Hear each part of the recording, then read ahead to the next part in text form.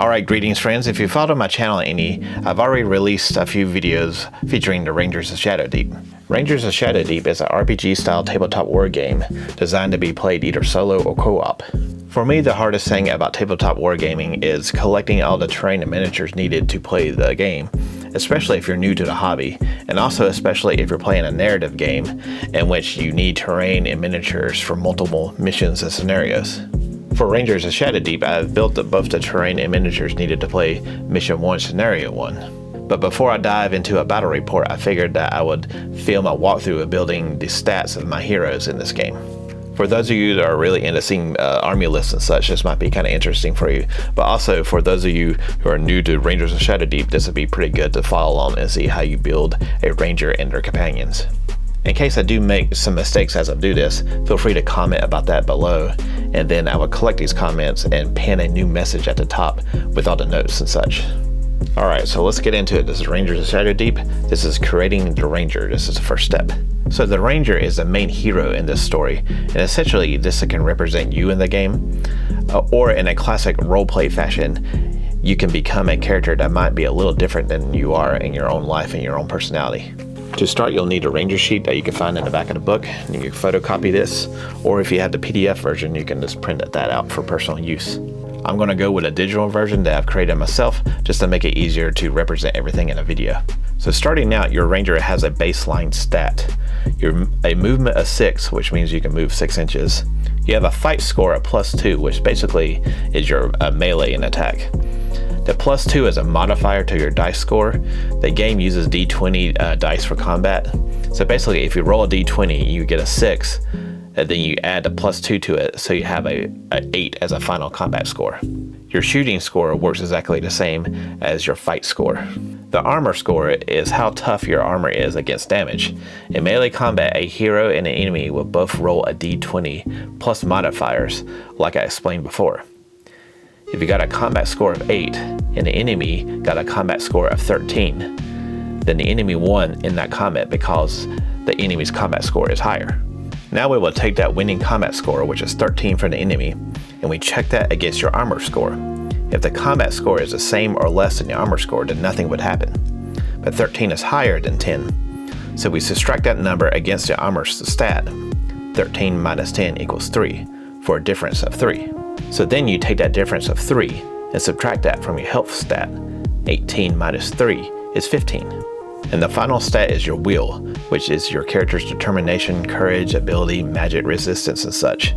There will be situations in the game in which you will roll for will, sort of like if you must open a door, you must roll above an 8 against your will. So much like combat, you roll a d20 plus 4 as your modifier, and you try to beat that 8.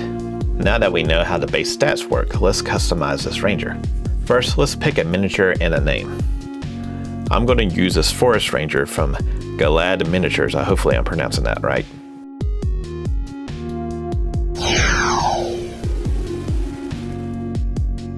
And a good name for a Ranger, let's go with Vigo. So in that RPG kind of style, let's try to imagine how this Vigo Ranger would be. Let's say that Vigo has a sense of nobility to him. Through his bloodline, he could have taken an easy way and worked his way up through the social ladder in the kingdom. But Vigo has compassion for the villagers who have become victims of this mysterious Shadowdeep. At the start, you're rewarded 10 build points so that you can use this to adjust some of your stats. The rules say that you can use 3 of the 10 build points to add to any stat except your armor. First, we're going to spend a point each to upgrade Vigo's fight and shooting score. So now Vigo can fight with a +3 modifier and shoots at a +2 modifier. And for my last of the 3 points, I will upgrade Vigo's will to +5. Okay, now I have 7 out of 10 build points left. The rules say that I can spend 5 more build points to gain either spells and or abilities.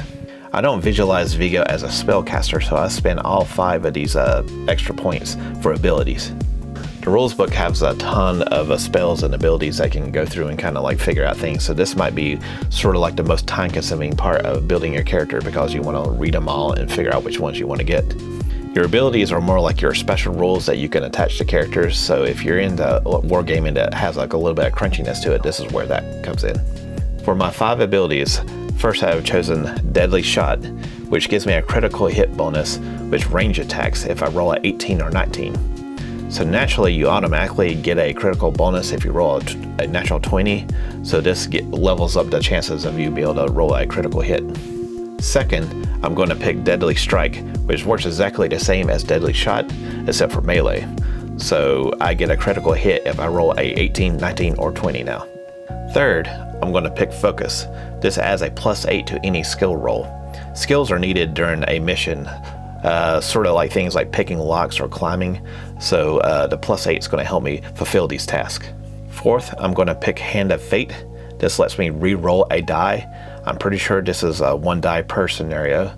And last, my fifth one, I'm going to pick Roll with the Punch. This lets me cut any damage in half. Okay, so now I have 2 out of 10 build points left. The rules say that for every 1 build point, I can increase 8 different skills by 1. And my first 8 increases will be Armory, Leadership, Navigation, Perception, Reading Runes, Survival, Swim, and Track. For now, this last little bit with creating our ranger, we need to pick out some equipment for him. Our ranger sheet has 6 slots under the items, and 6 items is how many things a ranger can carry or equip. From the start, I can pick up 5 basic items to equip, and if I lose any of these items in a mission, I can come back to this list in the book and re-equip something for free in between missions. First, I'm going to equip a bow, which will give me a 24-inch range attack. And the rules say that since I have a bow, I must carry a quiver to carry my ammo, so that's 2 slots taken already. For my third slot, I'm going to pick a basic hand weapon. Your basic hand weapon doesn't really give you any bonuses for melee attack, but if you go unarmed, that's a -2 with combat rolls. For my fourth slot, I'm going to pick a shield, and this is where you actually get to change your armor stats, so your shield will give me a +1 on my armor. And for my last free item, I'm going to grab a rope, and this will give me bonuses when trying to climb and such. And that will leave me 1 slot left just in case I need to carry something during a mission. Even the most highly trained rangers are not foolish enough to venture into the Shadowdeep alone. In order to pick and outfit your companions, you naturally start with 100 recruitment points. In the book, there is a list of companions that you can pick from with different strengths and stats. Each one of these companions is worth a certain number of recruitment points. So this is much like other war games in which you spend points to build a warband or army. Remember that while I was building my ranger, I had 10 build points and I spent 8 of them for upgrades. With our companion list, I can convert 1 ranger build point and convert it into 10 companion recruitment points.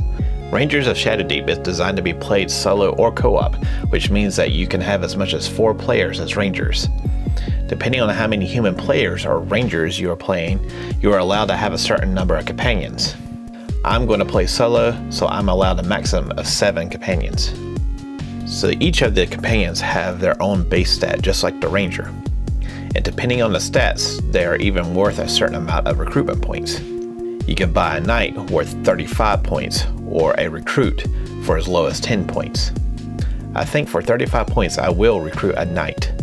Knights have a decent amount of armor, fighting, and health stats. And once again, I would use a model from Galan Miniatures, a Knight Templar.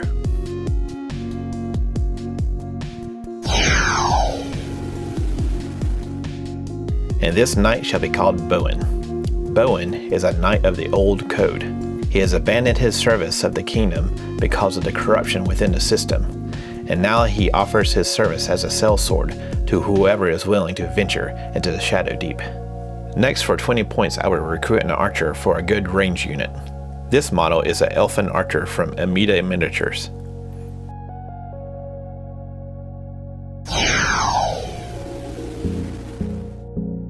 Her name is Evangeline, and she is faithful and loyal, especially to the conjurer in this group, who she is considered a close friend. And speaking of her friend, for another 20 points, I would recruit a conjurer.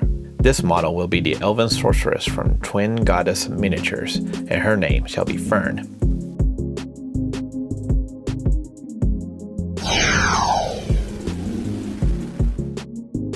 Fern is quite strategic, and usually has a concerned opinion about decisions made within the party. Conjurers naturally get to pick 2 spells to use. or I can spend 10 more recruitment points for a third spell. I'm just going to go with the standard 2 spells, and I will pick Armor. This will give any ally +2 in armor checks, and Magic Bolt for a +5 range attack that ignores cover effects. For 15 points, I will recruit an Arcanist. Arcanists are basic fighters, but they have skills in ancient lore and reading runes. This model is a cleric from one-page rules. His name shall be Victor.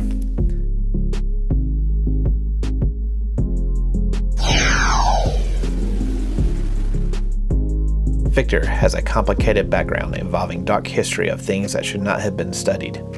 But because of this, he has gained a bit of wisdom concerning the Shadowdeep. For 10 points, I will buy a recruit. This model shall be a human fighter, also from Twin Goddess Miniatures. Her name shall be Newt.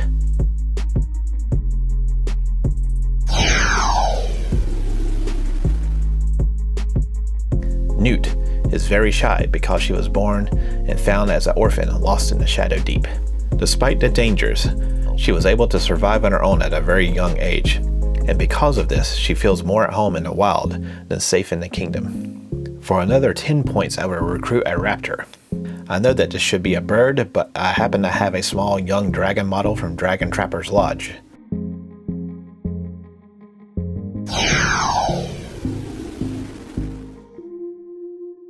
Raptors have the special of ignoring terrain penalties, so a young flying dragon named Saphira will work just fine. That will give me 6 out of 7 players that I'm allowed to have as a solo player. In order to add a little personality, the rules say that I can add a +3 to a specific skill to each companion, as long as it's not an animal, and if it can't be a skill that the companion already has. So for Bowen, I will give him +3 in stealth. Evangeline, she would get +3 in acrobatics. Fern, I will give her +3 in perception. Victor, I will give him +3 in navigation. And Newt, I will give her +3 in traps. Alright, so now my Rangers and companions have been assembled, and now I can take on Mission 1, Scenario 1 of Rangers of Shadowdeep.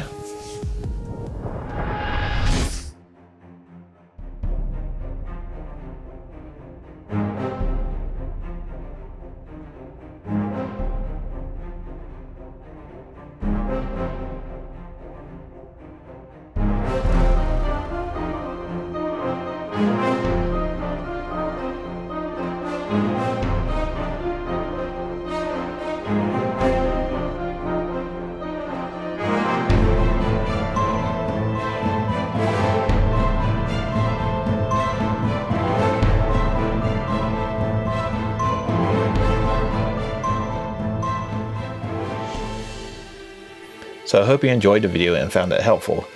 If you did enjoy it, please consider giving this video a like. This really helps with the algorithm and all that jazz. And if you're not already subscribed, please subscribe to the channel. You can also find Square Table Unit on other social media, such as Patreon, Discord, Instagram, Facebook, and Blue Sky. Be excellent to each other, and I'll see you guys on our next adventure.